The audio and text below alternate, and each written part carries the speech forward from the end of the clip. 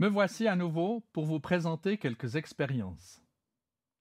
Dans ce module, j'aimerais vous sensibiliser à quelques aspects de l'électrochimie. Dans un premier temps, j'aimerais vous montrer une pile qui dépend de la concentration de la solution de l'électrolyte au voisinage des électrodes. On regardera ensuite une pile plus conventionnelle où la concentration est la même partout, mais les électrodes sont différentes.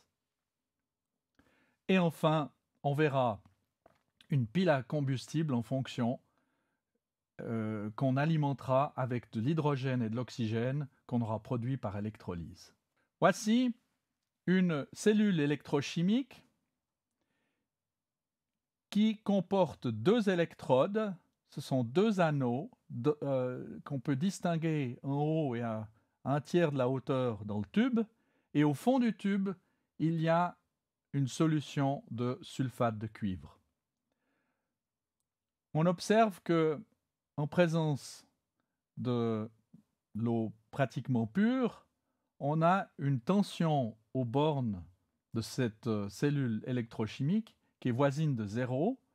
Je vous rappelle que les deux électrodes ici sont faites du même matériau. Vous allez voir maintenant qu'est-ce qui se passe lorsque on plonge l'électrode inférieure dans la zone de sulfate de cuivre. Voici notre cellule et le préparateur va descendre le dispositif jusqu'à ce que l'électrode inférieure soit dans la solution de sulfate de cuivre. Et on observe immédiatement que une tension se développe aux bornes de la cellule. Je passe maintenant à une cellule plus conventionnelle. Vous avez ici un bain d'eau salée et deux électrodes, l'une en cuivre à droite et l'autre en zinc. Dès que le préparateur plonge les électrodes dans l'eau salée, une tension de l'ordre de 0,8 volts apparaît sur le voltmètre. Et bien entendu, si on retire les deux plaques, la tension chute à 0. Finalement, je vous présente le système suivant. Nous avons une cellule dans laquelle on va conduire l'électrolyse de l'eau.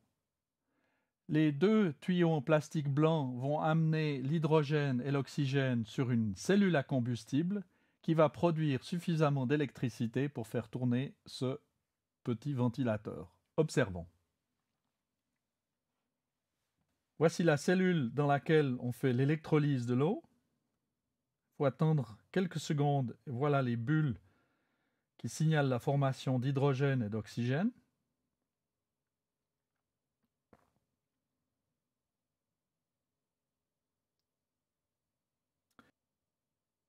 Et la cellule au milieu est une cellule à combustible qui produit de l'électricité, comme on le voit avec le ventilateur. Il y a suffisamment de gaz en ce moment dans la cellule pour faire tourner le ventilateur pendant quelques secondes. En résumé, pour vous montrer quelques aspects de l'électrochimie, je vous ai d'abord présenté une pile à concentration. Ensuite, on a regardé une pile qui contient une électrode en zinc et une autre en cuivre.